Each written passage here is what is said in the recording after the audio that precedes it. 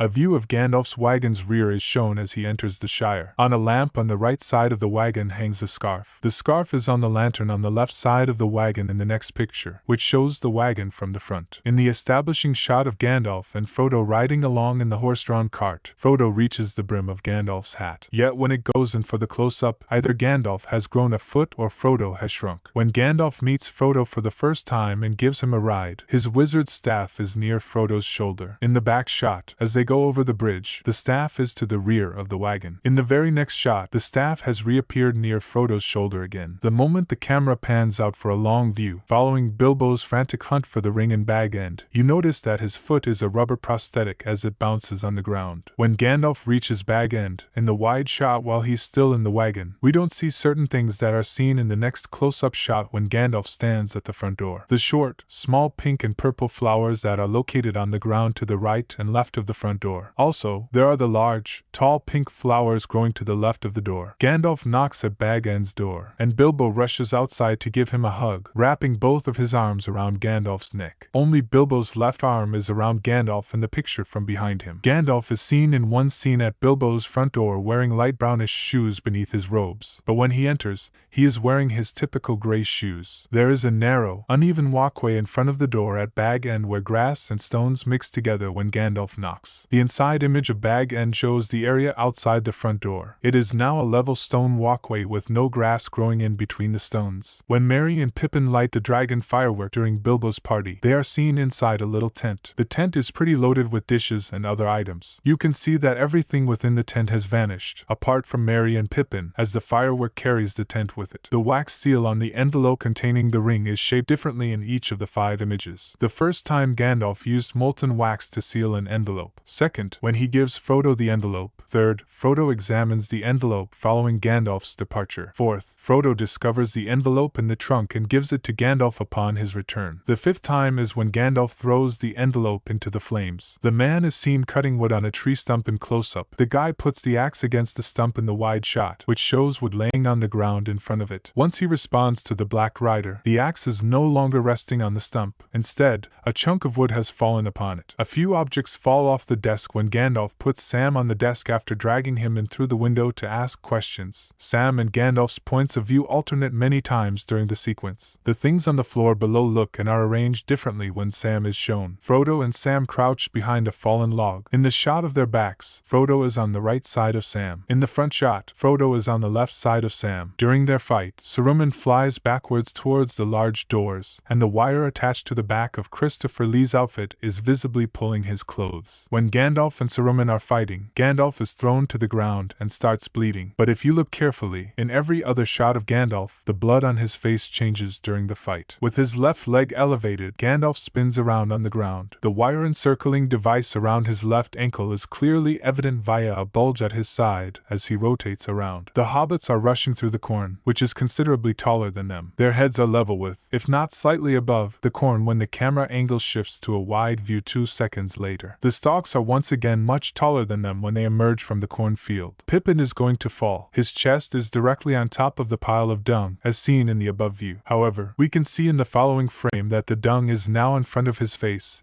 and that it is clearly not beneath his body. After the hobbits take the tumble, they land in a heap with twigs in their hair. Frodo stands on the road, and the smoke and leaves come swirling at him. No twigs in the hair. They hide from the wraith, and he has the twigs in his hair again. You can see the space to the left and right of the tree above the hobbits when they are hiding from the ringwraith under the tree trunk. It would make sense to see the ringwraith move past the tree from the right side, but this isn't how it appears to happen. It appears to emerge out of the tree rather than behind it. In the sequence of the first meeting with the Nazgul, the close-up of supposed Frodo's hands shows normal fingernails, dirty but normal. In the following scene, after the 4 hobbits jump and run, Frodo's hand holding the ring is his real hand, with short, bitten fingernails, as we can see in the rest of the movie when his hands are visible. The guest ledger is seen as the camera sweeps over the top of the bar at the Prancing Pony when the hobbits first arrive. A feather pen emerges miraculously on top of the book, and the inkwell is put next to the book. When Frodo crouches back from the ringwraiths on Weathertop, the ringwraith closest to him has a sword in his left hand and a knife in his right hand. After Frodo puts on the ringwraith's left hand can be seen, but the sword is gone. When Aragorn tosses a blazing torch at the Nazgul, it strikes him in the face and ignites the hood. The following photo shows the flames on the outside inside of the hood, shoulder, and sleeve, but not within the hood as they were in the earlier one. The hood is once again filled with flames in the subsequent image. When Arwen is carrying Frodo to the ford, during the close-up of his face, it is covered in a green slime substance coming out of his eyes and mouth. When Arwen confronts the Black Riders, his face is clean. Arwen gets a tree branch graze on her face when the Ringwraiths are chasing her through the woods on horseback. Her face looks remarkably undamaged in the next frame,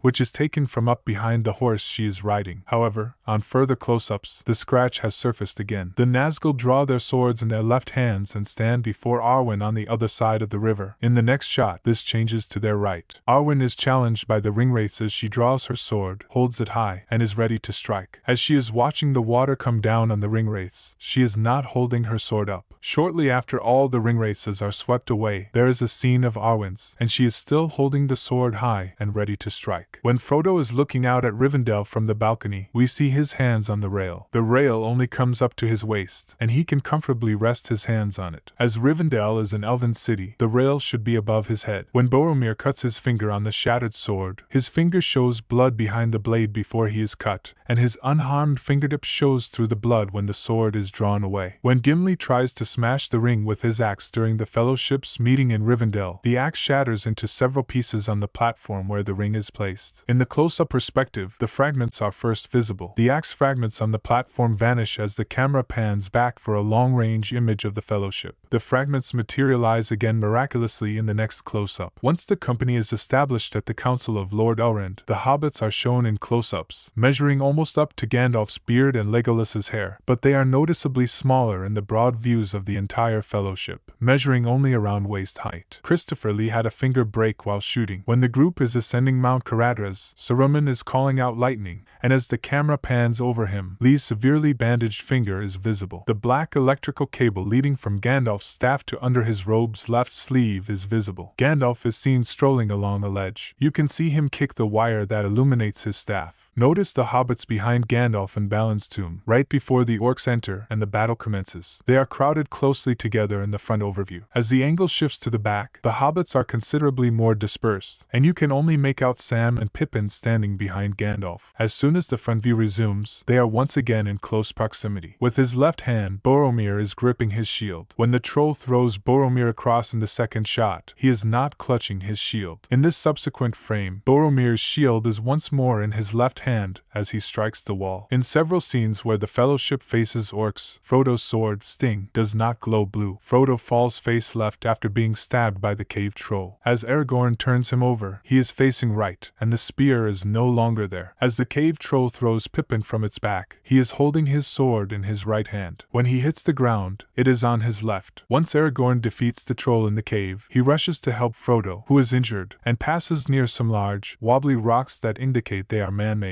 The surface of the bridge where Gandalf was standing is smooth and absolutely level, as you can see when the Balrog's whip wraps around his ankle and drags him off the bridge in Moria. After cutting to Frodo yelling, we return to Gandalf, who is now clinging to a conveniently located rock groove. The Lady of the Woods is seen holding the handle with her hand, approximately halfway down, when she and Frodo have a secret meeting. She is now grasping the handle at the top of it as the camera angle shifts. Once more, the camera angle shifts, revealing her hand back in the center of the handle. The foot of the left statue appears to be at the same level as the water, as the Fellowship is sailing through the two sculptures on the river. Then, in the next scene, from a camera angle above the foot, it appears to be on a rock. When the Fellowship is traveling by river and passing between two very large statues, both of the statues are holding up their left hands. However, after they have passed and the camera looks back to where they have come from, the statues are shown from behind. Now the one on the left side has his right hand held out instead of the left. There is a difference in the pattern and quantity of the logs that Boromir holds in his arms before he tosses them to the ground, and during their chat with Frodo. When Aragorn speaks with Frodo near the stairs at Amon Hen, the greenery sticking out of the individual steps in these shots differs and actually changes their position on the stairs significantly. During the battle at Amon Hen, Aragorn rushes past Legolas so close that he has to lean backwards to let him pass. In the next wide shot, Aragorn runs past Legolas again, but this time further apart. There is a close-up of Lurtz's feet. right. The ground is clear all around his feet. The shot then changes to a wide shot from the side, and there are orc corpses piled up all around. None of these were visible before. Aragorn is thrown backwards against a tree at the beginning of the battle with Lurtz, knocking his sword out of his hand. Lurtz then throws his shield towards Aragorn. In the next scene, when the shield presses Aragorn up against the tree, his sword is still in his hand but shoots out once again upon contact with the shield. In the scene seen from behind Aragorn's right shoulder during their final conversation before Boromir's death, you can see Boromir's right hand holding on to Aragorn's left shoulder. However, when the camera shifts to Boromir's perspective and he is looking up at Aragorn, his hand is gone. The scenario alternates between these two perspectives many times.